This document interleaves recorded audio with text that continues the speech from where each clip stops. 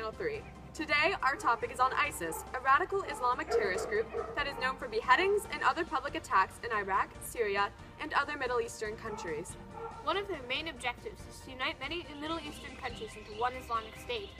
Their motivations for their attacks are on the U.S. after the result of the U.S. invasion of Iraq after 9/11. ISIS's founder was killed by an American bomb, which is also a reason they used for their attacks. ISIS is made up of Sunni extremists and once was a part of Al-Qaeda, but they were forced to leave Al-Qaeda because they were seen as too violent. Now, on how this affects you, the public. Yes, terrorism is one of the most important issues facing today's society. Fact, there were 11,111 terrorist attacks in 2005. Also, terrorism, like some other crimes, can be committed by practically anyone, including young or old, rich or poor, sane or insane. Because ISIS has been shaped in part by new technology, social media is used to promote their message and to attract new recruits, especially youths looking for a sense of accomplishment and belonging. Since this new type of technological terrorism is easily accessible to anyone, it makes ISIS even more of a threat. Obviously, this is a big problem that could be concerning to many, especially those in the Middle East and Europe, because this is where most of ISIS's violence is being carried out. Well, how do we counteract them, you might ask? The best and most direct way to stop terrorism is to get awareness out in developed countries so that it can be prevented before it happens.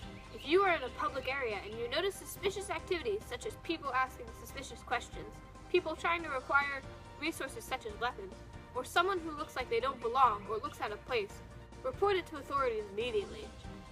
This may sound overcautious, but it could stop new members from joining ISIS and other terrorist groups. Another way to dissuade people from joining ISIS is by making sure there are jobs and other activities, especially for young people to take part in their free time.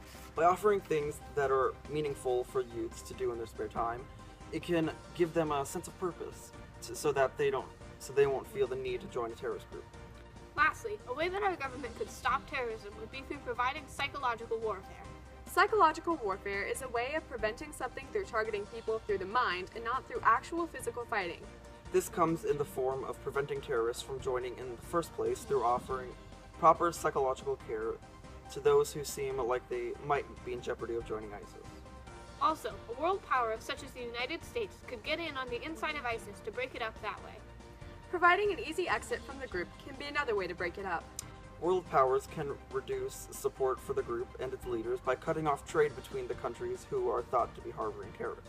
Finally, Sunnis who make up a big part of ISIS disagree with some of the leadership of countries such as Baghdad and Damascus, which is a reason why they joined ISIS in the first place. If the US and other world powers were to meet the demands in a fair and democratic way, much of the support for ISIS would be lost. But remember, sometimes the best person to stop terrorism is you. So don't forget to pay attention and report any suspicious activities. And don't forget to tune in tomorrow to Channel 3 News.